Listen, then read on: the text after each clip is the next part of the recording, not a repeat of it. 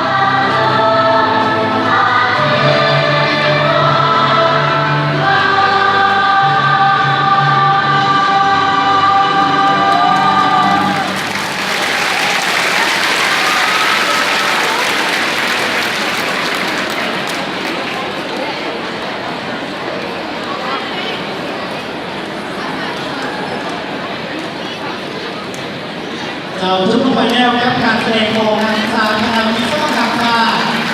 และต่อไปจะเป็นการแสดงจากนักศึกษาคณะเศรษฐศาสตร์และบริหารธุรกิจ